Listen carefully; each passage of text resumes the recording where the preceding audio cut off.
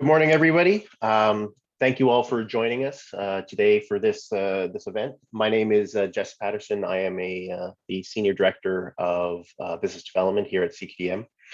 As I said, thanks for joining us for today's event, using machine learning on publicly available biomedical data for target discovery. This is a first of a series of webinars that CQDM is organizing where we'll kind of focus on or explore the evolving landscape of AI implementation in new drug discovery and development. Couple quick housekeeping points for submitting questions during the presentations. We're not going to do a quick Q&A directly with the presenters.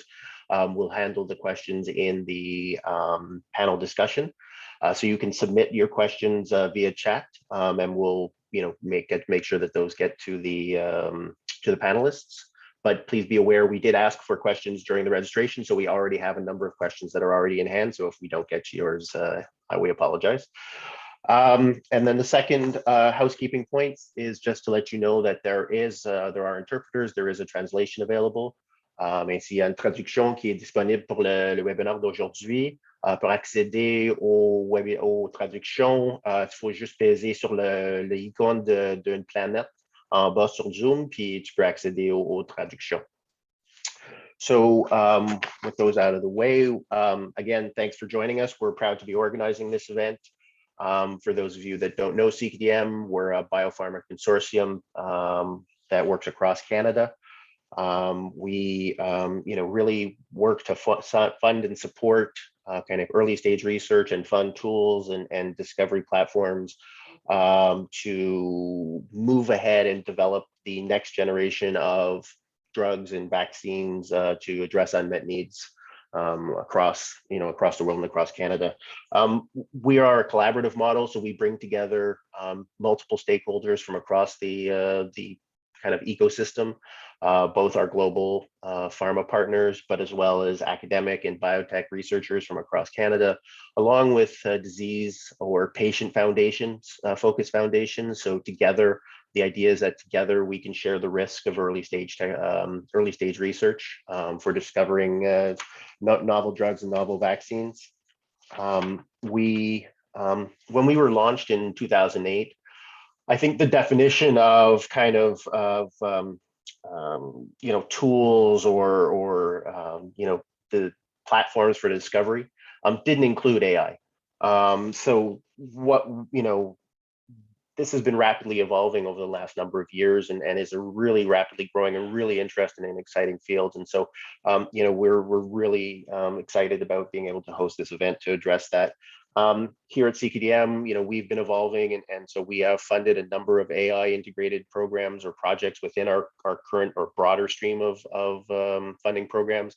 As well, here in Quebec, specifically, we do have a program that we run kind of with support from the Ministre d'Économie et d'Innovation, Ministre de l'Économie et l'Innovation, which is called Partenariat, where we have funding streams both for academic as well as SMEs, and so we're trying to really kind of bring together kind of a lot of different parties again in the AI ecosystem, and support initiatives that bring those together and are kind of looking forward to moving forward in that. The use of artificial intelligence and machine learning in biopharma, I think has been, a big strength here in Canada and has been, I think we've been gaining kind of an international reputation. And I think that it's really has a really strong ecosystem here in Canada. But I think what we're hoping to partially do today is to kind of leverage our interactions with pharma and with industry and be able to put together this panel and bring a bit of a, a global perspective to the event. Or to the ecosystem, and be able to kind of provide access to our Canadian colleagues to kind of this global panel. And I think the interest in this event and in this sector, I think, is kind of been supported by the fact that we had I think it was over 350 registrants or people registered for the event today. So I think that's a wonderful indication of the interest in this field. And it's not here in Quebec. AI and the governments have really focused on AI and on biopharma as key sectors for the growth, for the economy. As such, we felt it was a really good fit to bring to you and invite Monsieur Pierre Fitzgibbon, le ministre de l'Économie et de l'Innovation of Quebec, to open up this event and just provide a few kind of words to start the day. Unfortunately, due to a scheduling conflict, the minister was not able to be with us live, or as live as all of us are today, or in person. But he was gracious enough to provide us with with a couple words via video, and we'll listen to his words now.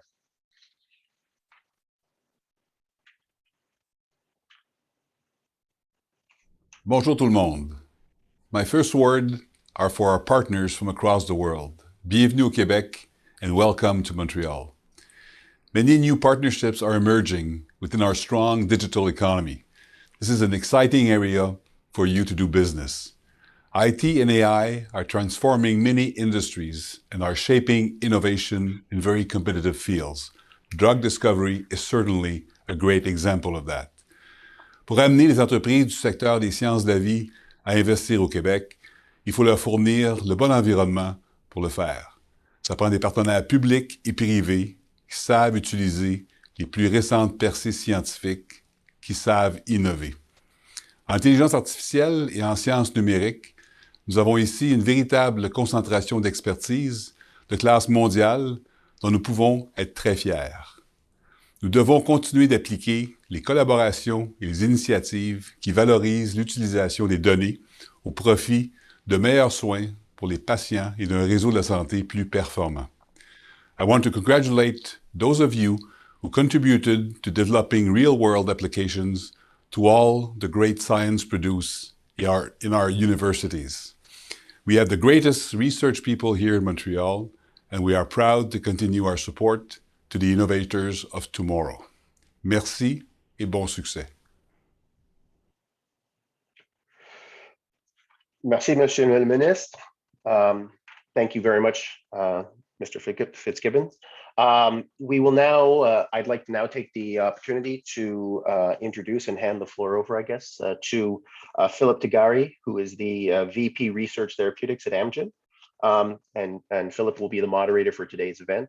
So Philip, over to you. Good morning, everybody. Bonjour tout le monde. I am extremely glad to be here today and to kick off what is going to be a really interesting and exciting series of webinars, which really will address what we have come to think of as the existential challenges of early stage drug discovery. We've spent a lot of time in my team kind of thinking about these challenges and trying to articulate them. And we've formed them into essentially three groups. The first group, which we'll deal with largely today, is the challenge of what to work on, what diseases to approach, what indications to address, what biology to understand, and what targets to choose in order to prosecute a drug discovery campaign. And this is a phenomenally difficult area. In fact, most of the medicines that Amgen and our peer companies develop, when they enter clinical trials, they fail rarely now for poor pharmaceutical properties. They fail rarely for side effects or toxicity. They usually fail for lack of efficacy and activity. And that means that we chose the wrong biology, we chose the wrong indication, we chose the wrong patients, and we chose the wrong target. And so this is a genuinely challenging problem for the industry. And you'll hear some insightful talks about this and hopefully have a great discussion. The second and third webinars will address equally challenging issues of drug discovery. How to find quickly and effectively and efficiently the very best molecule or the very best therapeutic. And then finally, how to translate all that information that has been gathered around targets, biology,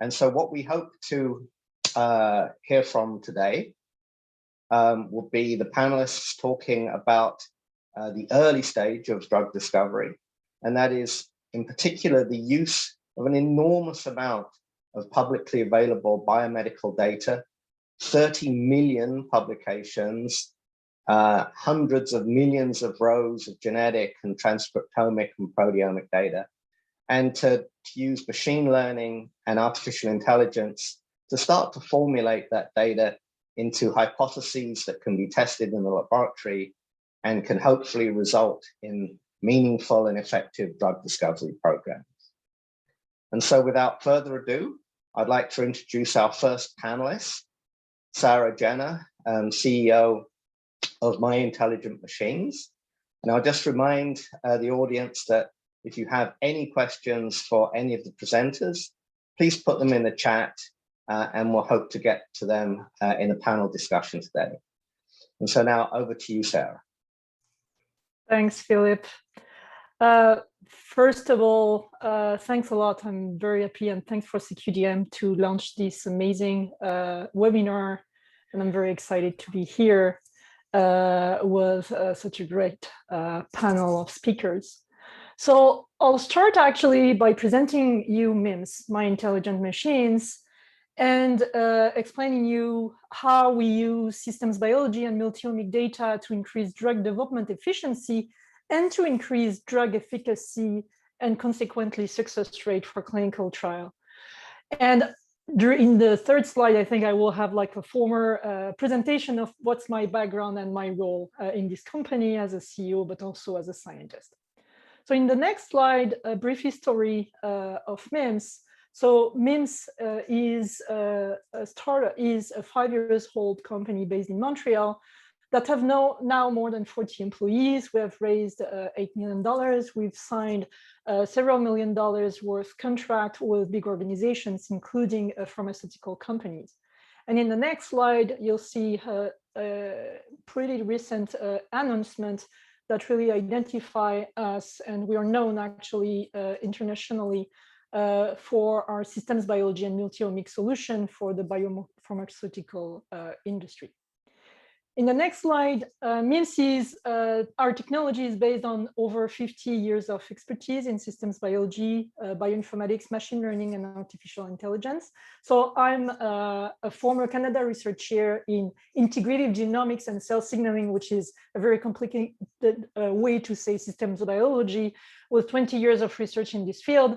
And my two co-founders or former partners in my academic background, Abdullah, our CSO, is still a university professor who recently got the prestigious Next Einstein Fellow Prize for his career at the intersection of bioinformatics and machine learning.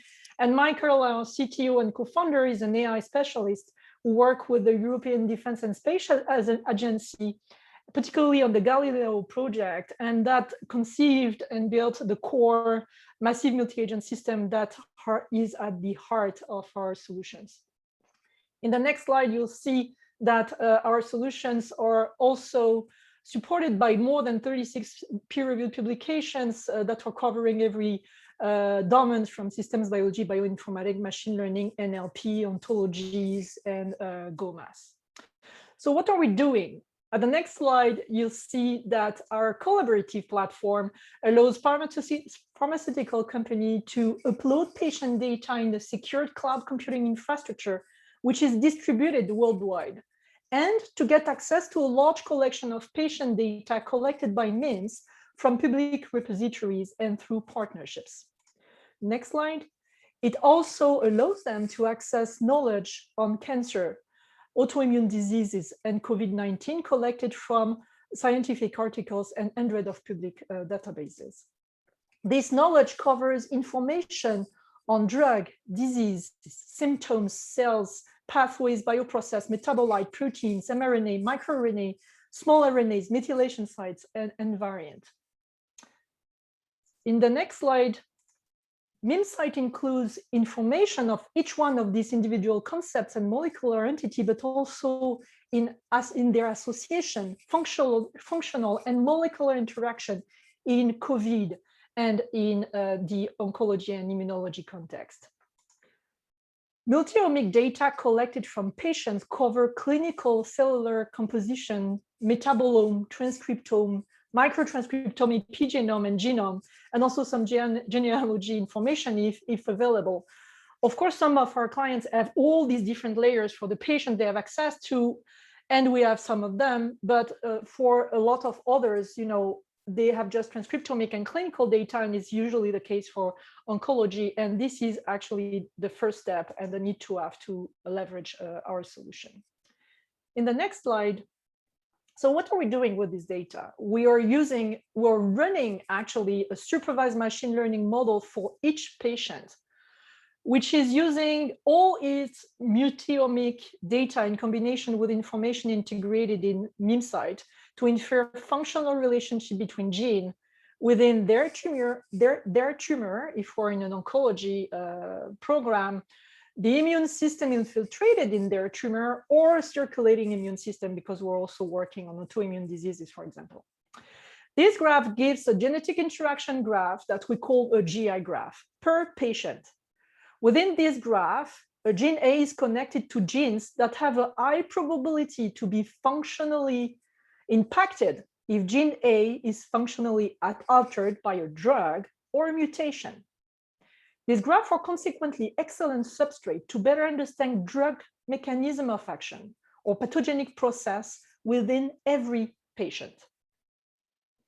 In the next slide, we're using association of omic data with phenotype to infer causal graph, which are refining actually this understanding of pathogenic processes and mode of action for drugs. And the third graph we're doing in the next slide is integrating relationship between clinical attributes and circulating entities such as proteomic biomarkers, for example, with knowledge on these entities collected from the literature to generate what we call a systemic graph, which is capturing the context-dependent clinical and biochemical context and profile of the patient.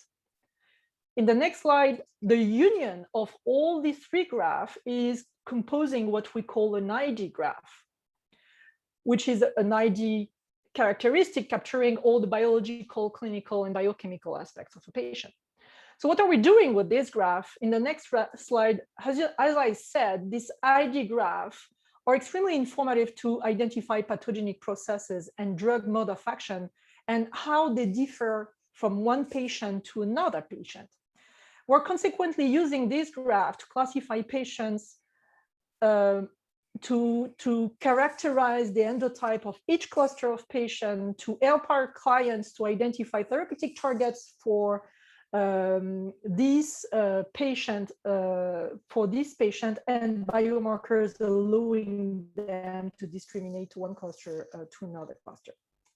So the first step for that, in the next slide, is really to classify this graph, focusing on genes that are associated with something of interest for our clients. So this interest could be around a drug or a drug family mode of action or pathogenic process or targeted pathway. To identify these focus genes in the next slide, we are here again using our MIMSite ontology. And we are also using preclinical data and a priori knowledge coming from our clients to use as a seed to finally identify a list of focus genes that will allow us to do some graph embedding and capture all the parameters from a graph that will drive the classification of the patient. This methodology has been shown to actually improve and optimize the classification efficiency of patients. I have here a comparison between classification for an ID graph that is driven mostly by transcriptomic data. We can see a difference in clustering in terms of depth between a classification based on transcriptome, raw data, and on ID graph. We can see that this clustering based on ID graph is more granular. This means more clusters with better separated clusters. In the next slide, from these clusters, and after we have the ability to help our clients to identify from their strategic priorities for indication, the indication that have the highest success or possibility of success by having the percentage of patients that are predicted to be good responders for each indication. In the next slide, we're also using this graph to identify targets. So there are like 3 methodologies to identify targets. The first one will be a target on the pathway of interest. Sometimes in immuno-oncology, particularly, our clients are really targeting a specific pathway or group of pathways. So we can help them to identify that by knowing how this pathway differ from group of patient to group of patient. Could be also like by identifying difference of graph between sick and healthy or individuals, particularly for this is used for autoimmune disease particularly. And the third one is to identify the first neighbors within our graph or genes that are associated to a disease through mutation, for example. And I will give an example of this later one first, because that was the first that we validated, and that we showed that the first neighbors in the next slide, the first neighbors of genes associated to Duchenne muscular dystrophy in an animal model were actually potent targets, with 45% of them reversing totally the muscle degeneration of the initial mutation. In the next slide, I give another example for the target-centric approach here, that was to identify targeting genes controlling metabolic reprogramming of triple-negative breast cancer, leading to increased aerobic glycolysis and poor outcome for patients with our promising therapeutic targets. In the next slide, we showed that our approach capturing topological metrics from graph. In the next slide, please. So that we have been able actually to have models that are 5 times higher performance than classical bioinformatics, that in this specific case was really not efficient. And in the next slide, in this single project, we also tested our augmented intelligence capability, which is providing dashboards with more than 30, 40 graphs, tables, information, all the wealth of information that we're aggregating from more than 140 databases and hundreds of thousands of articles, to help our user to leverage their own expertise to refine the list of target that is predicted by the machine, with a final list here of 30 targets, 2 of them being already in clinical trial for TNBC. So in summary, and that will be my last slide, the overall value proposition of our solution is really to complement existing resources available in industry, because most pharmaceutical industry now, they have acquired capability in bioinformatics, of course, but also in machine learning, and to allow them not to do that without compromising on IP and long co-development process, and simply by purchasing a license of our software to increase their drug development efficiency, saving several years of development, and by increasing drug efficacy, increasing the success rate of their clinical trial. And in the next slide, I will thank you for your attention, and I will thank also our amazing team. And I'll give you also the email of Amelie, our business development director. Please do not hesitate to contact her to have further more information, and of course to ask me questions during the panel. Thank you. So thank you so much, Sarah, for a great start to this webinar, and a kind of really good guide to navigating through the complexities of data around target discovery. Our next speaker, Morten Sogaard from Pfizer, is going to tell us a bit about how large pharma uses large data sets, many of which are publicly available, to inform project selection, progression, and advancement. So over to you, Morten. Okay, thank you so much, Philip. C'est un plaisir de venir ici aujourd'hui pour cet événement et revenir à CQDM virtuellement. So pleasure to be here today, and at CQDM had good meetings here in the past. Recall, and thank you, Philip, for the invitation here. So I'm going to talk a little bit about how we apply AI and analysis of large data sets for identifying and validating novel targets. Maybe next slide, and maybe skip this one. This one actually in another version I had kind of listed as there's no such thing as a free lunch here, just reflecting upon what are the areas where AI is effective. In general, of course, you require lots of data, and the simpler the data types, the more effective it is. And of course, that has transformed our lives in many areas, particularly process optimization, automation, highly transactional areas, and in R&D certainly we see that particularly I would say for things like imaging. But also for natural language processing, we see a lot of progress is kind of maturing this area. Then the other area that Philip also mentioned, kind of how to find better drug molecules. That's an area also where there has been substantial progress. I think still a lot to do, but some really exciting developments on the kind of small molecules, generative chemistry, and other approaches, and large molecules. We're using this quite a bit for optimizing our antibodies already for biophysical properties. So I think good progress here. Then the challenging area for us still is the biology, because often we have relatively small number of patients individual and very complex fuzzy data, and so this is still a work in progress. I think some areas are maturing. I would point to particularly probably genetics, where the genome-wide association and other approaches to identify genetic insights actually is getting relatively robust, and then we kind of challenge today is how do we translate that into function, and then that's where integration with kind of various types of omics data is becoming more and more important and impactful. Maybe go to the next slide, please. So just one example here on the genetic side, a recent paper, probably if you saw from the UK Biobank, which is one of the many large kind of data sources that we have, and we together with I think 7-8 other companies funded the sequencing of 500,000 exomes in the UK Biobank, and something that we are particularly interested in drug discovery, I think it's fair to say, is resilience gene discovery.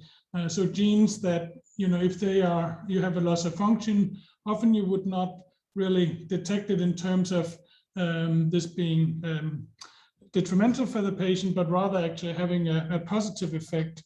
A good example that you're probably all aware of is the PCSK9 gene, that when mutated, then you have lower LDL cholesterol and very low myocardial infarction. Here's another recent study out of the UK Biobank work, a GPCR, that when you have loss of function, here actually you have a lower kind of risk of being obese. And look and behold here, if you actually knock out the corresponding mouse gene, it has quite a good protective effect. So I thought this was, that's an example of how we can already today, I think use genetics, and I think that's really the low-hanging fruit. I assume most pharma companies rely on this, and probably usually start here. At least kind of that's what we like to do for a large part. Next slide, please. Then of course you can think about how do we then understand function, and a genetic signal only tells you that something is going on, for in this case obesity, but it doesn't really tell you anything about where it happens and what is the mechanism. So that's where we kind of rely on omics data. Here's one example where we work with an Israeli company, Cytoreason, kind of basically analyzing transcriptomic data. And the approach here is really that of cell type deconvolution. So we look in PBMC cells, and with the help of Cytoreason can help deconvolute into different cell types, and then try to understand a little bit the intercellular communication between different cell types, ligands, receptors, but then also what happens inside each cell type in terms of signaling and downstream, functional consequences. And this is something we find helpful, particularly in autoimmune diseases, where you would give a medicine, but then you would get a kind of a clinical disease endpoint, but how to really get to mechanism in terms of how well the drug works differentially on individual cell types here is I think requires deeper insight. So next slide. So one example here which was published, rated from a Pfizer, kind of phase 2 trials, antibody against a protein called GL1A. We're using this kind of approach. We could kind of deduct the differential effect of different cell population, in this case Th17 and fibroblast cells. Next slide. We also like really integrating genetics with proteomics, and here's an example of actually a consortium that we started. So a small group in Sweden here embedded at the Karolinska Institute, and they use a proteomics approach with a company called Olink. They can measure circulating proteins up to about 3,000 at a time with a recent upgrade. And so we would do like high throughput, protein profiling in plasma. Then you combine that with, genome-wide genetics, standard SNP arrays, and you try to get insights also into, the diseases. You need data on diseases and other quantitative phenotypes that these individuals have. Next slide. You can then use, and the reason that we do this, you can then use a very powerful approach called Mendelian randomization. And what you do here is basically you start out with, doing like a SNP array genome-wide genetic association in a number of patients. You can then ask the question, is for a particular gene variant, how is that related to the level of a circulating protein? Does it go up or down, or doesn't it have any effect? At the same time, you can ask the question, what effect does it have on a particular disease? And if you then see, strong, kind of link both to a particular biomarker as well as a disease, then often this indicates that this is a causal biomarker, really linked to disease. And I think the prototypical example here probably would be HMG-CoA reductase, which is the target for statins that you're probably aware that most of us are taking. There's a gene variant in HMG-CoA reductase where you will then see a lower level of LDL cholesterol. And that same variant also indicates lower risk of myocardial infarction. And so the prediction then is that HMG-CoA reductase could be a good target for disease intervention to reduce LDL cholesterol and in turn myocardial infarction, which of course we all know is the case. And if you think about how this works, it's really very similar to running a randomized clinical trial, but instead we think of the randomization really being at the level of the gene. We all got randomized at birth, in terms of our genetics, and so you can find individuals that have different gene variants, and then you can look at certain biomarkers, particular biomarker of interest. Is it higher? Is it lower? And then you can ask the question, does it have any impact on disease? And there's a very strong predictive power of this approach, as you can see in the table here below. Also, interestingly, those of you who are old enough, like myself, can probably remember about 10, 15 years ago, there's a lot of focus from Pfizer and other companies to develop medicines that increased HDL cholesterol as a way of basically reducing myocardial infarction. This sort of Mendelian randomization analysis actually indicates that this would not work. And as many of us certainly recall, Pfizer and almost went, I wouldn't say bankrupt, but got in a bad shape because we really banked too much on this mechanism, and other companies also wasted billions of dollars on this. Next slide. Just one example, for how we use this for finding novel targets. So in this case, we looked for genes or for gene variants that were linked to lower cancer incidence, and we found that low IL-18, circulating cytokine, actually seems to correlate with the low incidence of lung cancer.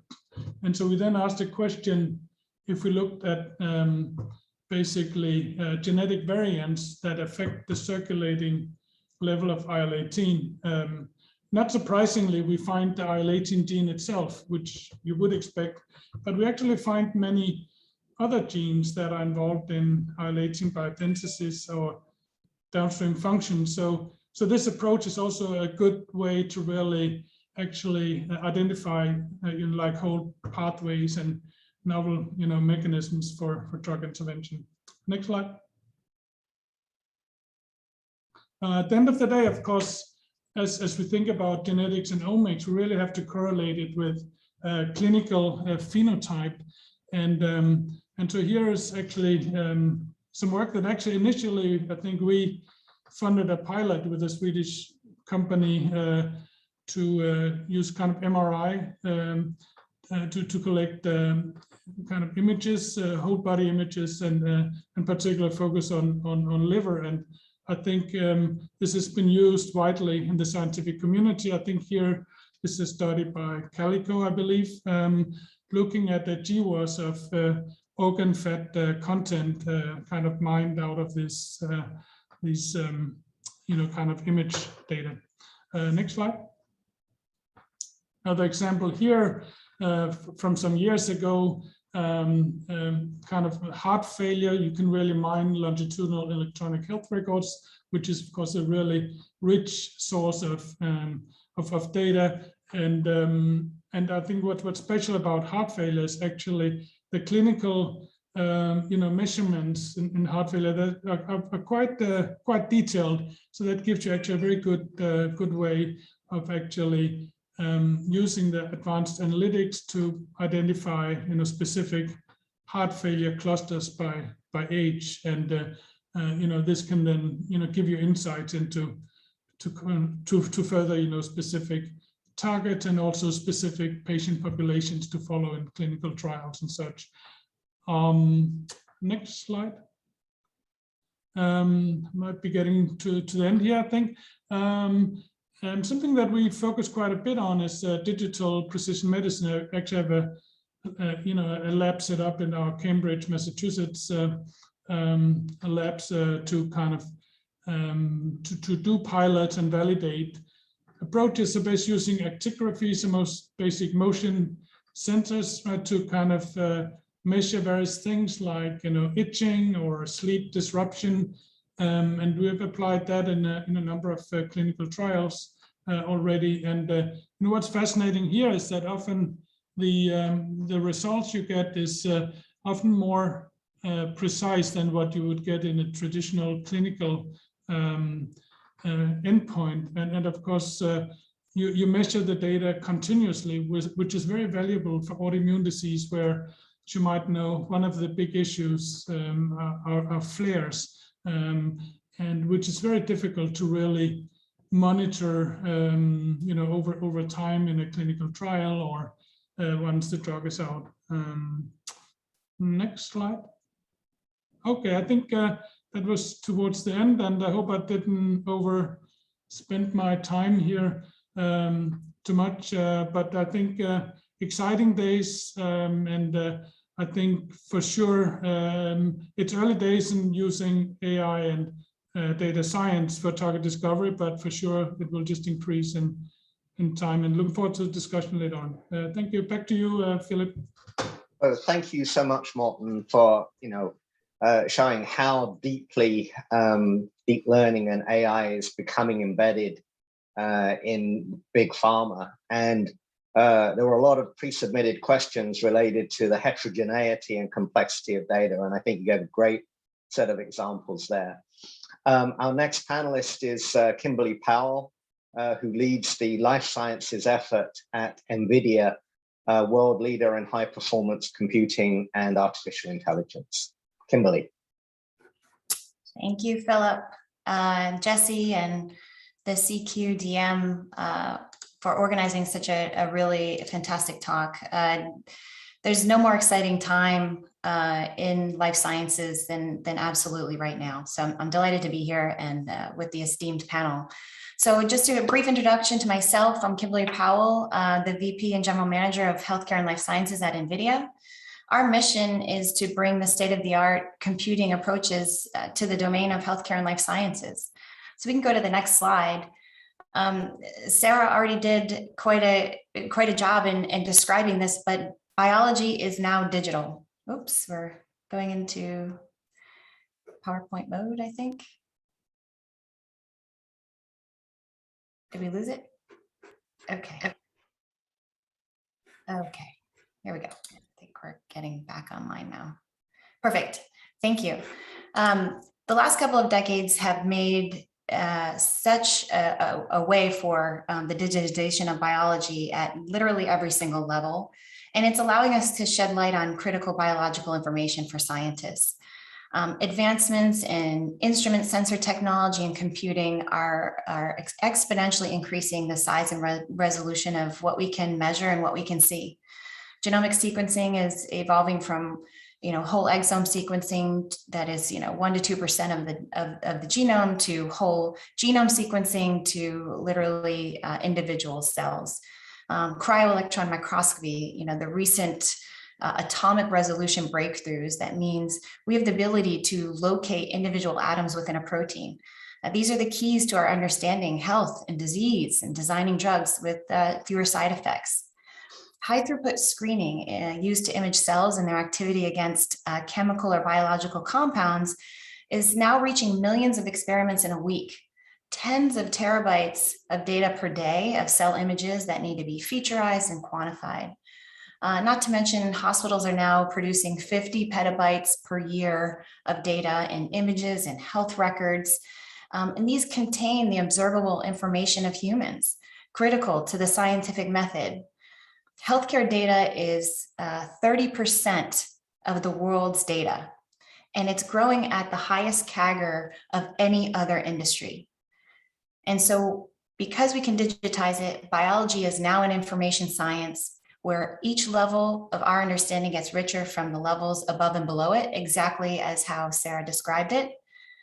But the terms of all of this data are much, much too complex for humans, and we need to employ artificial intelligence models to search and predict biological process to really exponentially accelerate drug discovery and improve our outcomes as we approach preclinical and clinical trials. So let's go to the next slide. At NVIDIA, we really see this as a reshaping of the drug discovery process. Because biology is digitizing at exponential rates and the pace of AI innovation is also exponential, we're literally experiencing a double exponential that is going to impact our scientific process. We can now observe at much higher throughput. We can measure at much higher accuracy. We can search beyond the available databases. We can generate, but we need to be able to obey the law of physics.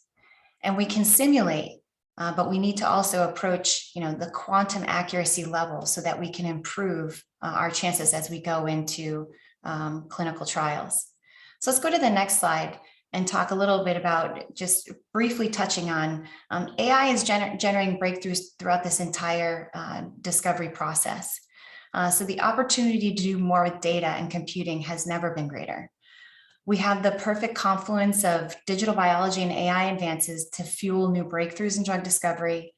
And the last 18 months, the scientific community has put AI to work in incredible ways. To focus a bit on new methods and impact on target discovery, I'll focus on genomics, natural language processing, and protein structure prediction to give some concrete examples of this. So let's just go to the next slide. This time last year, Google achieved top scores in the Precision FDA Challenge with their latest deep variant version 1 model. This model can generalize for very popular sequencing technologies, Illumina, PacBio, Oxford Nanopore, and significantly reduce error rate in genomic variant calling. These methods of variant calling, as we know, as we just heard from Morten, are the basis of data generation and very important for the downstream work we do in association studies.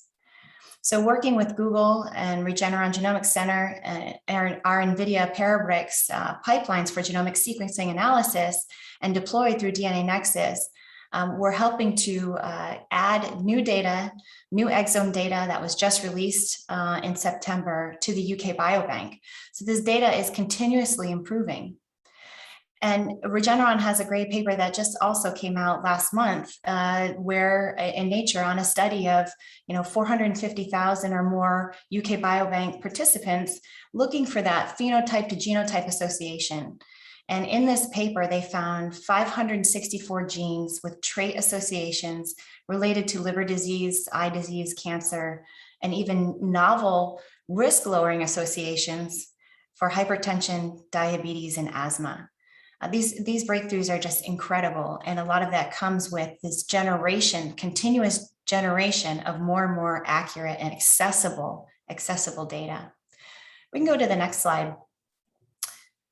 The world's largest language models have literally just been invented. On the left-hand side, I'll talk to you about some work that we did with the University of Florida. In an effort to elucidate doctor's notes, it said 80% of health information is inside those notes. The University of Florida NVIDIA NLP training framework called Megatron, we took advantage of a very, very large supercomputer and Biomegatron, which is a model that NVIDIA created that it still is actually state of the art for biomedical language processing. It's based on a transformer model. And so we used training data from 10 years of anonymized data from over 2 million patients and 50 million interactions across specialties in oncology, internal medicine, critical care. And the Gatortron model was invented at the University of Florida and the University of Florida Health. And it achieved the largest clinical language model in the world.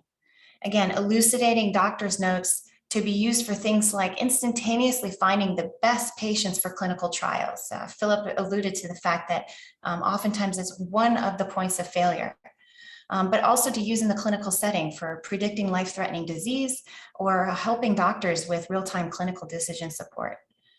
And then just last week, NVIDIA and Microsoft announced the world's largest language model called Megatron Turing, NLG. It's 530 billion parameters large. And just to put that in a sense, our brains have about 175 trillion synapses in them. So we're quickly approaching, the 1 trillion mark with these language models, and they're able to do things that we've never ever seen before. So with 3 times the number of parameters compared to any previously existing language model, it really can demonstrate unmatched accuracy in a broad set of pretty complex natural language tasks, such as completion prediction. So literally completing the last word of an entire paragraph, reading comprehension, and common sense reasoning. These are techniques that will profoundly impact the pharmaceutical and life sciences world to look at all of the literature, the decades worth of research, and be able to really allow us to sort through that information and surface it so that we can find those disease targets, those proteins that we can more accurately target to either small molecule or large molecule discovery efforts at. So let's go to the next slide, which I think we can all say without question is one of the biggest breakthroughs of the year in protein structure prediction by DeepMind's AlphaFold and the University of University of Washington's Rosetta Fold AI model. Both are approaching experimental methods for protein structure determination. For the longest time, we were seeing the protein sequencing database explode, but the structure gap was widening until this very summer. I was actually on vacation, and all of a sudden it felt like the earth changed when I took 1 week off, where all of a sudden these models can generate structures in a matter of minutes. All 25,000 human proteins are being made available, and then another 100 million more are going to be made available by the end of the year. So this is a time like we've never seen in the area of both methods generation. We talk about reproducibility or irreproducibility. So much of that has to do with methods, which our charter at NVIDIA is really to democratize the methods behind artificial intelligence, and then the availability of data.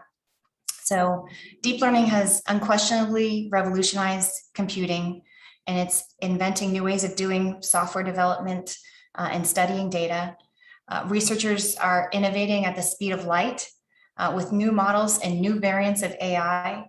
The latest breakthroughs that have powered a lot of the technologies that I just described to you are in a class called self-supervised learning.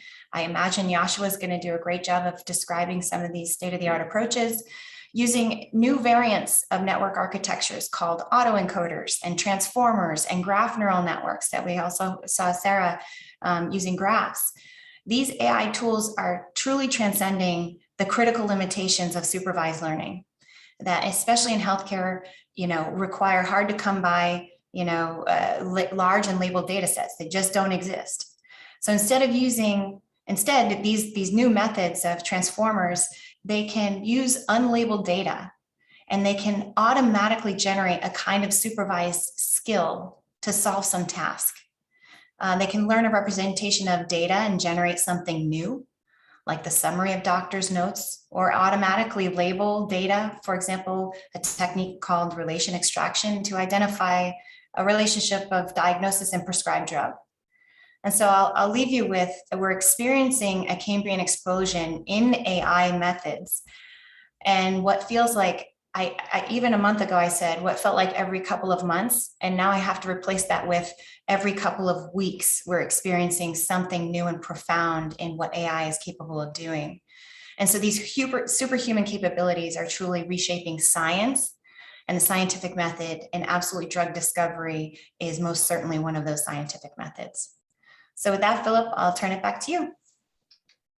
So thank you so much, Kimberly, for really kind of bringing home to everybody on this call that we've just experienced a step change in the field of biomedical and drug discovery.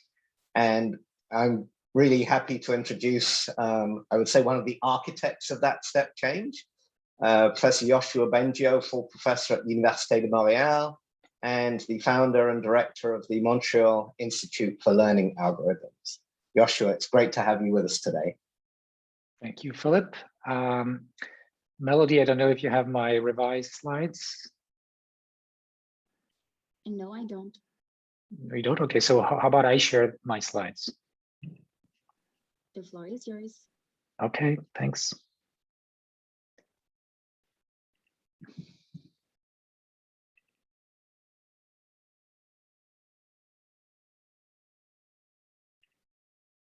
Oh, you need to allow me to share my slides.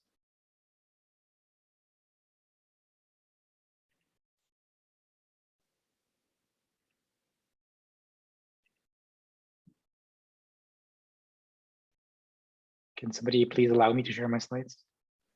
Yeah, sure, in a few seconds.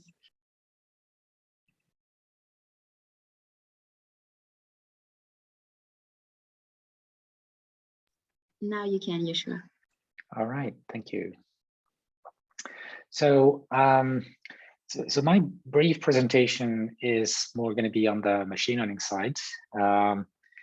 And I want to tell you about advances that I think can have a major impact on discovery in general, in the sense of driving the experimental design. In other words, what experiments should we do in the quest for discovering new drugs or discovering new mechanisms, causal mechanisms in the body and cells and so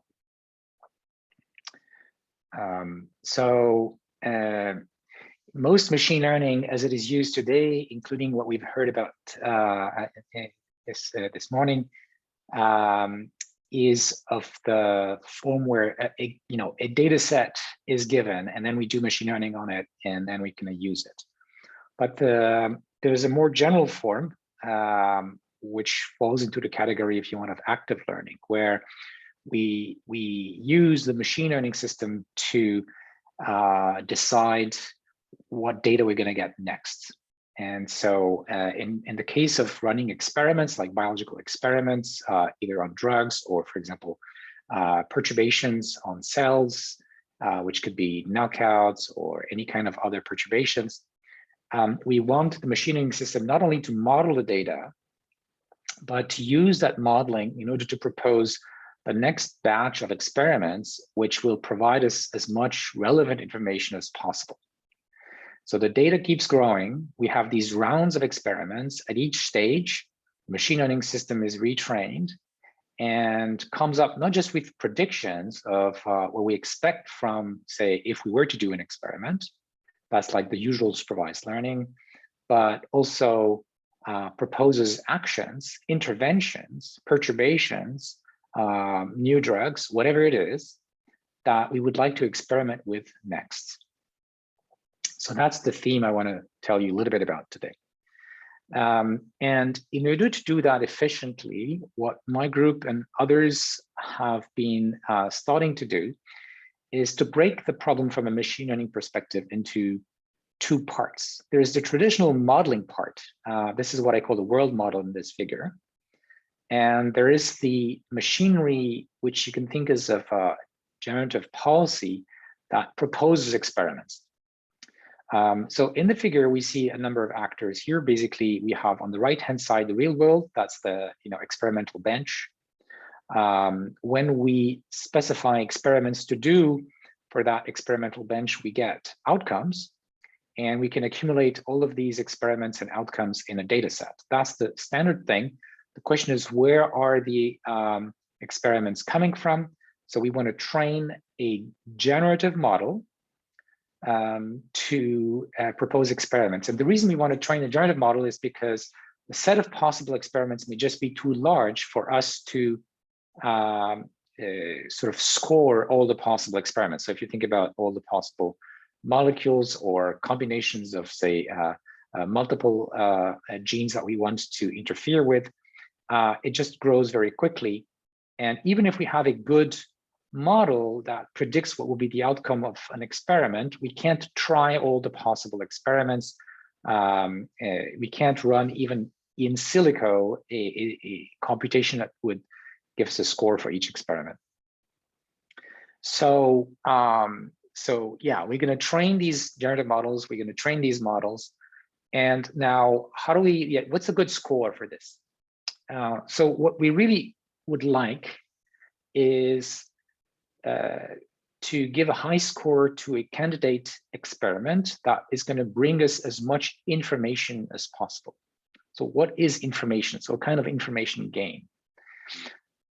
So if you think about the uncertainty that may exist in the outcome of an experiment, it may come from two kinds of sources.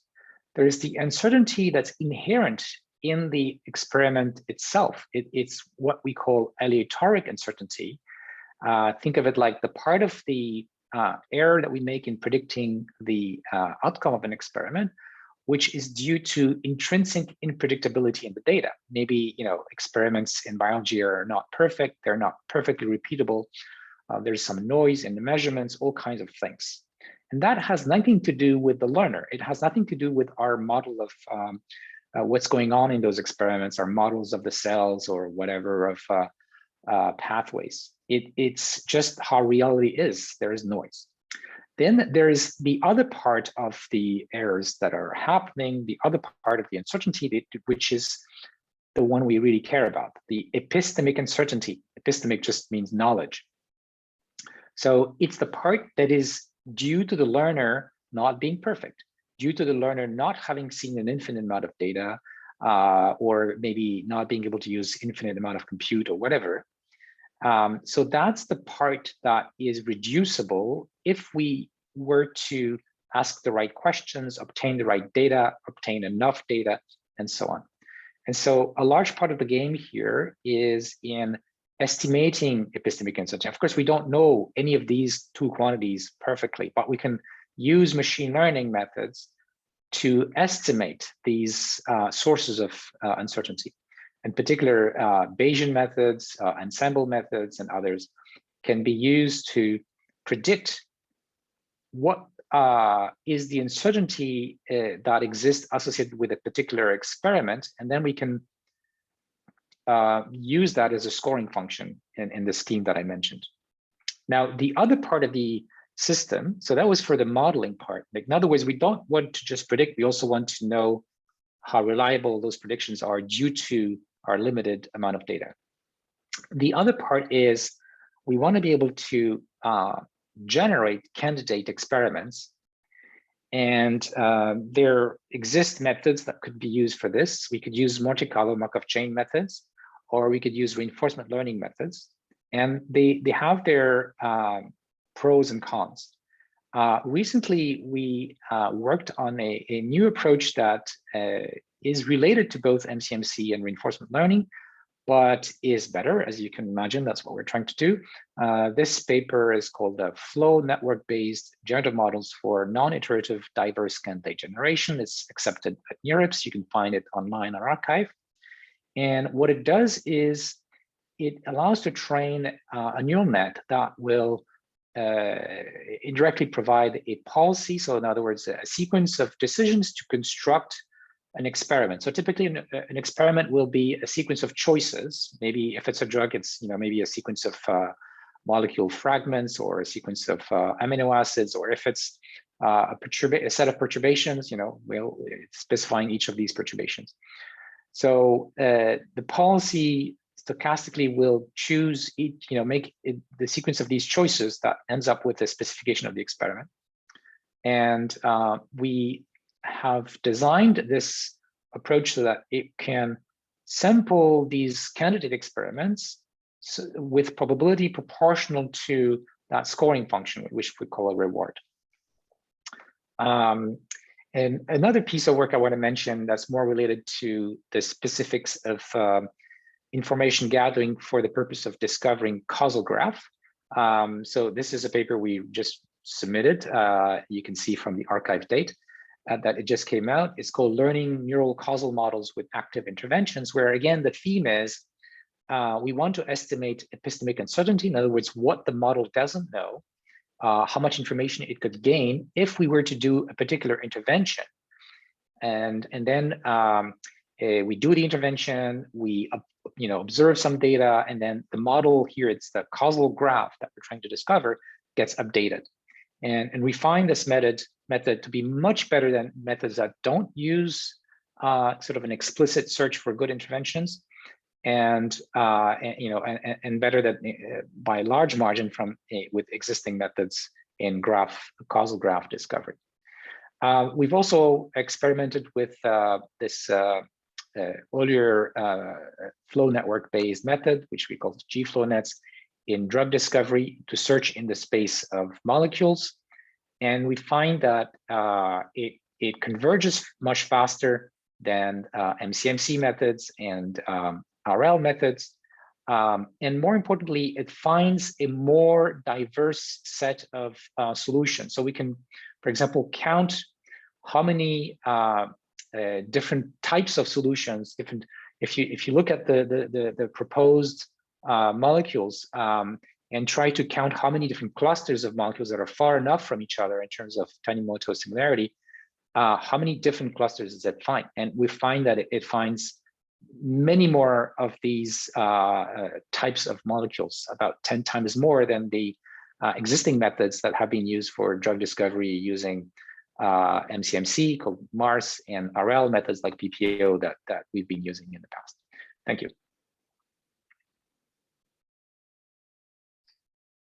So thank you so much, Yoshua, for a really kind of informative talk, which will actually be very relevant to a lot of the questions we've received for the panel. So if I could ask the panelists to all kind of turn their cameras on, and we'll spend the next 15 minutes or so addressing some of the questions that came in during the presentations. And also many thanks to the people who pre-submitted a whole set of kind of very interesting questions. And so the first question is really a synthesis of probably quite a few comments and questions. And it's related to the general topics of heterogeneity of biomedical data, noise within biomedical data, frank error or contradictions within biomedical data, and particularly from the perspective of deep learning and AI, the lack of negative data. So the fact that publications very typically only reference experiments that actually succeeded and in fact do not reference experiments that failed. And so perhaps I could ask Morten to kind of kick off. His presentation had a vast heterogeneity of data that included MRI, scratch monitoring, GWAS, proteomics through scallop, and perhaps have some of Morten, your thoughts around managing the heterogeneity of data. Yeah, good question. Thanks, Philip. That's very good, but also a difficult question, I guess. And I think maybe some of the other panelists might be better positioned to address some of the mathematics around that. But of course, for GWAS, certainly often we'd like to see replication, from different population cohorts, right? So that's something that we typically would do. And I think going back some years, often you got very, very different results. And but I think in recent years that seemed to have stabilized, so that if there's bigger cohorts in general, you get the same signals, but then you pick up, kind of either rarer variants or less significant hits, as you get to larger populations.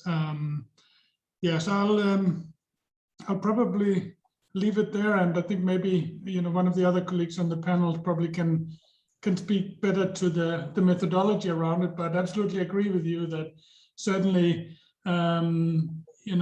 we have to kind of take it with a grain of salt, the public information. Some of it is very solid and other pieces not, and certainly when we do target validation, we typically like to do it in-house to make sure that it holds up and such. But yeah, maybe someone else wants to comment. Yeah, I can go after actually. Just a comment about heterogeneity of data. Heterogeneity means complementarity between the data. So 20 years of systems biology teach us in biology that all these multi-omic layers are actually, we can decide to put them in layers that are independent one to another and try to juxtapose these layers to train a model.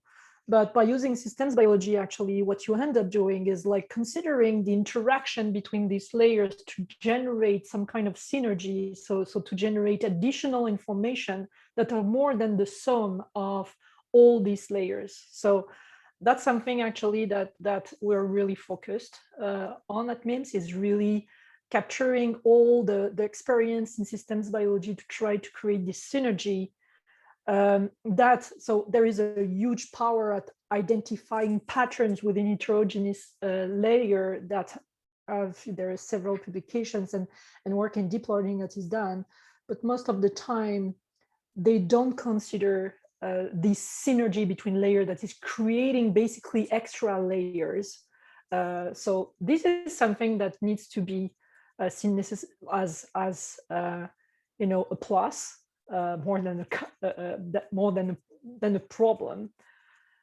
For the lack of data, of course, multi-omic data are usually characterized by the fact that they don't have a genome coverage that is super optimal. So handling NAs and missing data is a challenge that is actually the first priority of project that involve this multi-omic data. And yeah, I can comment after for the misleading information on articles a little bit later on the panel. And maybe I could ask Kimberly to comment on, you know, doctor's notes. Having worked for a number of years at the John Radcliffe Hospital in Oxford, you know, doctor's notes might be regarded as probably the major source of error in our kind of healthcare system. And so when NVIDIA worked on Gatatron, you know, was there a formal strategy to understand error and heterogeneity as the transformer model was built? Yeah, and I think that these questions are very related to the data set and the problem that you're trying to solve. So the fact that we were working with a health system that had full access to not only patient outcomes over a 10-year period, so longitudinal data being so important to understand what are we really predicting and how how closely it relates to real life.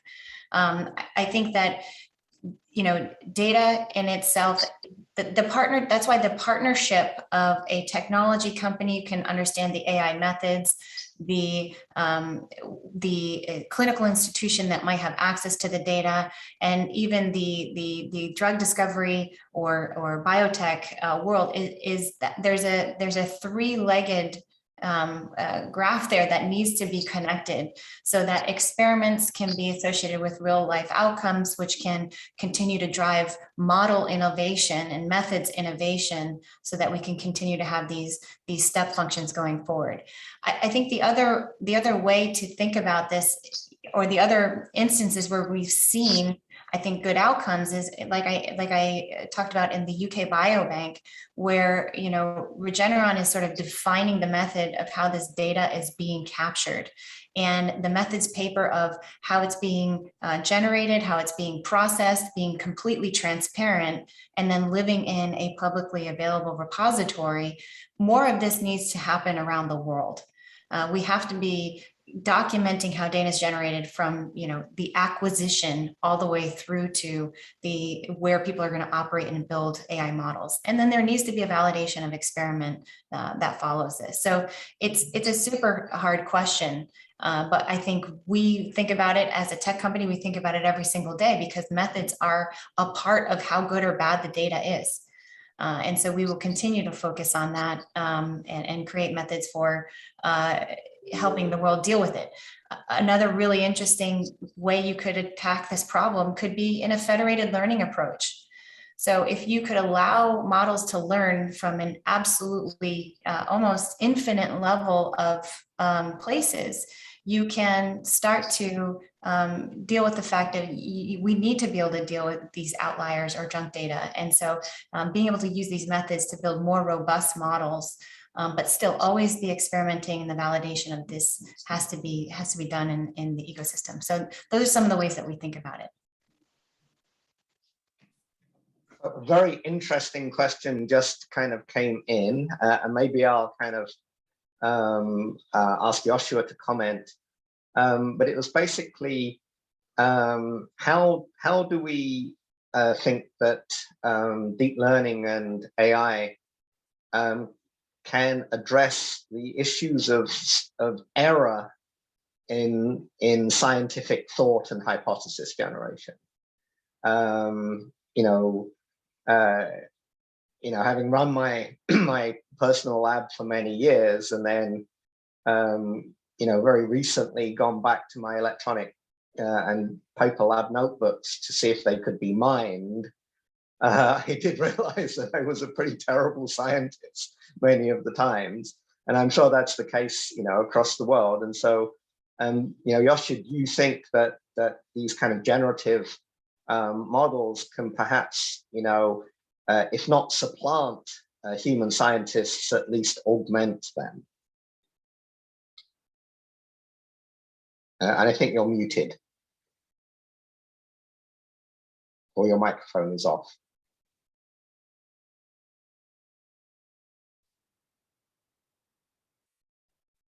Okay. Yeah, You hear me now? yes. Okay.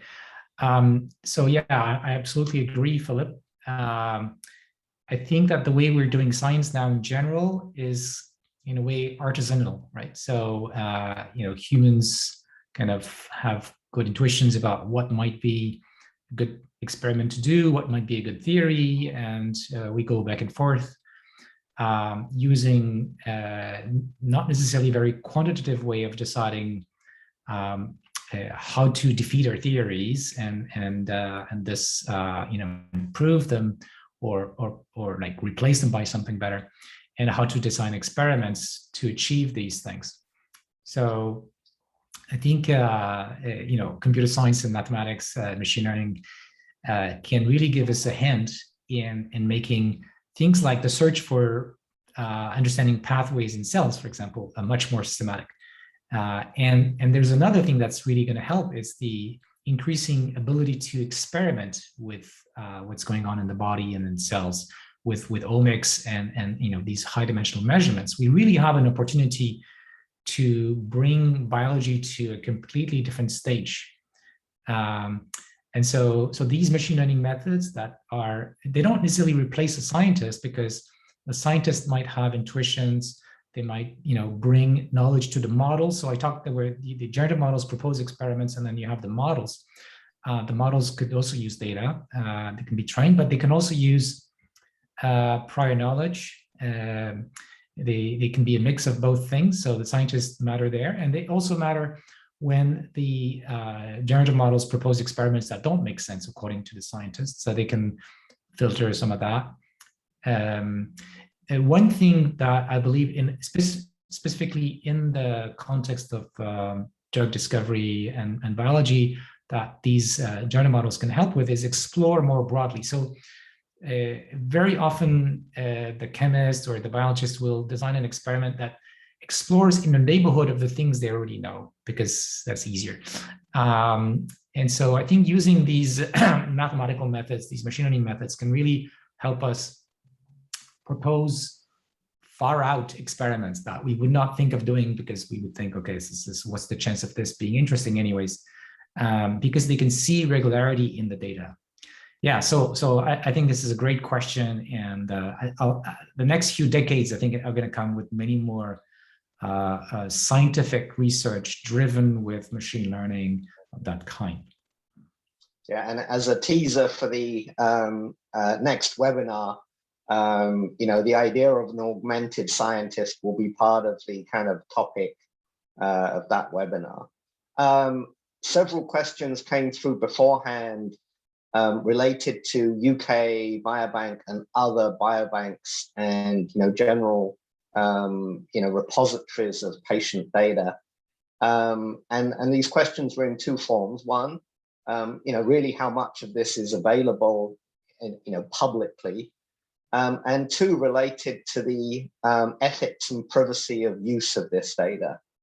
And so maybe I could ask Morten, as he has experience with UK Biobank, to kind of comment specifically on biobanks in general, and then perhaps I'll ask Kimberly for the same commentary related to EMRs at the University of Florida and the general use of Gatatron in hospital systems.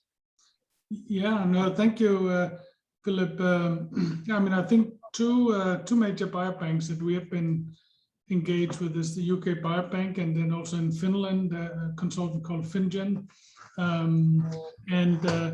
I think for the exome project with the UK Biobank, we and the partners put in $200 million, I think, spearheaded by Regeneron, who actually took the initiative and did all the sequencing.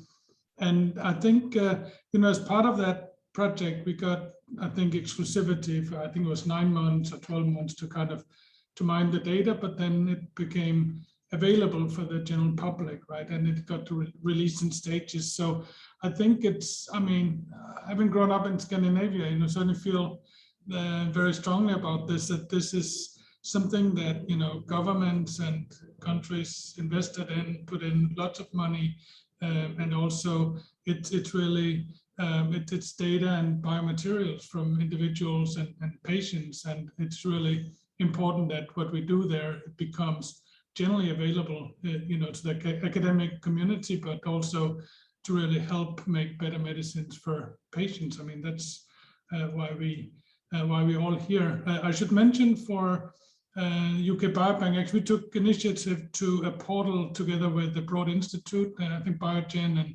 AbbVie and a few other companies have been involved in that. It's called GeneBus. You can go in and mine it. If you're interested in mining UK Biobank data, that's I think excellent resource. And I think for the UK Biobank, you have to kind of mine the data, really apply for access with the UK Biobank, right? So anyone, all researchers can do that. For FinGen, it's a very similar setup. I'm not sure how they exactly make the data available for mining publicly, but it's a little bit the same kind of principle that the data, that the industrial partners, fund, that gets publicly available, certainly to the Finnish researchers, but also more broadly, relatively quickly. So I think the ethics there is, that's critical, also with the kind of underserved and, kind of vulnerable populations and individuals, of course. So I'll probably spoke enough there. Leave time for Kimberly. Yeah, thank you, Philip. So a couple of things. So Gatortron is actually not readily available for all the reasons that you could imagine. However, we're on a path with them and in several other instances where these generative models, as Yoshua described, can generate synthetic data. And so you create a very large AI that can generate synthetic data that can be used for creation of another downstream artificial intelligence. And so in way of doing that, you can essentially create patients that have all of the right synthetic characteristics of patients that might be in the hospital to train a downstream task. Okay, and the reason that this is so important and so profound, and we need to do it as soon as possible, is even the publicly available clinical open data sets, they're so tiny that they're almost meaningless in a way of benchmarking the performance of any models that we are generating. So we need to create and use this capability of synthetic data sets to be able to completely move the field forward. And then once you operate on a synthetic data set and create a downstream model, you can then bring that back in-house and use it on your own data in order to understand its efficacy there. So we're doing that with the University of Florida. One of our endeavors is we're going to go beyond the Gatortron model, train a much larger model, and then we'll use that to create synthetic data sets that will be used for creation of downstream and even more AI models. A similar thing we're doing with King's College London. So being able to use generative models to essentially invent human-like brains with characteristics of all different diseased brains, such that it's a de-identified now data set to go learn the computer vision characteristics of different types of brain disease. So, this notion of synthetic data sets is going to become a very important part of what we do in the future. And these very large models can generate them and can create all the downstream AI from them. So that's, again, it's a computational challenge, but it's something that we have the capability to do now. And we're going to be working with the community to do it. Okay, awesome. And thanks so much then to all of the panelists and to Jesse. And for the last moment, I'm going to hand over to Marie-Paule Jeansonne of IA Quebec to wrap up the session. Thank you so much. I would like to begin by thanking the organizers of this webinar series, the CQDM, the Minister of Economy and Innovation, Mr. Pierre Fitzgibbon, for his virtual presence with us today, and obviously the panelists, as well as Philip Tagari of Amgen, who has done a wonderful job at facilitating these very rich exchanges today, which have highlighted the role that AI can play in accelerating and optimizing the very challenging process of target discovery. And as we have seen in the last 18 months of this pandemic, AI can be used to unlock applications in healthcare that have the potential to completely change current dynamics and positively improve access to innovative drugs. AI is a powerful tool. It's affecting every step of the drug discovery, as we've seen today through our panelists, more specifically on target discovery, but it has the potential to better understand biological mechanisms of diseases, designing molecules, predicting clinical responses and safety profiles. And as I was researching the field in preparation for giving these closing remarks, I was baffled just to see and remember just how of a lengthy and costly process drug discovery is. It costs on average $2.6 billion per approved drug, and a decade in many cases, and in very often in clinical trials, the drug doesn't even necessarily pass that step. So drug development needs to be fast, but it also needs to be efficient, accurate, and safe. And as we've seen today, AI can contribute to all of those things by finding much better targets and doing it much faster, thus reducing the costs of drug discovery and hopefully making it more affordable to address rare diseases or diseases that would not otherwise be prioritized. And in order to succeed in scaling these discoveries and ensuring that they can benefit the largest amount of people, there's a few very ingredients that are needed: access to high quality data, organizations that can build algorithms and have the adequate support to do so, and obviously talent. And I think we can be very proud here in Quebec of the ecosystem that we've managed to build in the life sciences, health technology, and AI sectors, from the high quality research centers that are at the forefront of the latest fundamental research, to organizations like the CQDM that help build and finance projects, incubators and accelerators that are specialized in AI, and venture capital firms that can help startups have the means to achieve their ambitions, just like MIMs that we've seen here today. I think it might be useful to just give you a brief overview of some of those statistics. So we have in Quebec more than 650 companies in the life sciences and health technology sector, of which 55 are startups that have AI and life sciences as a core business. Over 92 funding programs supporting ecosystem innovators, helping companies grow, and 71 VC and investment firms that are financially supporting innovations, of which 20 have already invested in AI and life sciences and health technology initiatives. I talked about talent, and we are very lucky here to have a broad variety of universities and colleges that dispense more than 100 courses and programs and training in AI, 14 of which are building bridges between AI and the life sciences sectors. And as the Forum, the organization that I represent, helps along with other actors in the ecosystem, build bridges between the needs of the sector and the academic classes and courses that are being dispensed. And I'd be remiss not to talk about the data. Obviously here in Quebec, we're lucky to have a centralized platform with the RAMQ data, which allows us to have in one spot a lot of the data. And we have several initiatives collecting and managing these health data, and I encourage you to look them up. And there's a real desire from both the health ministry and the economic ministry to really build and continue to excel in this sector by making health data available in a way that is also ethical and respects patients' privacy.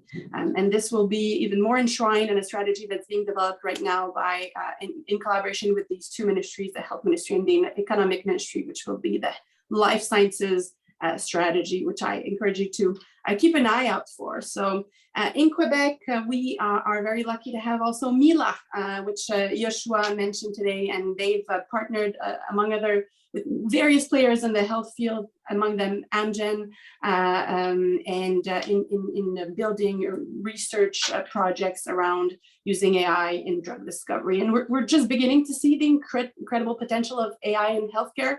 And I'm very much looking forward to the next webinars that CQDM has planned in this series. And I wish to thank all the participants here today for sharing with us their discoveries and challenges for the future of AI in target discovery.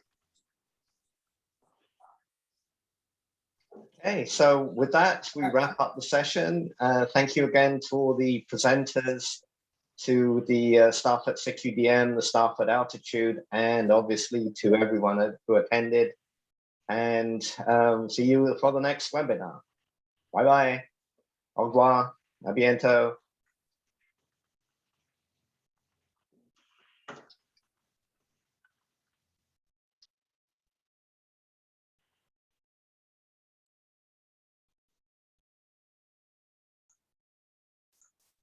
Bye.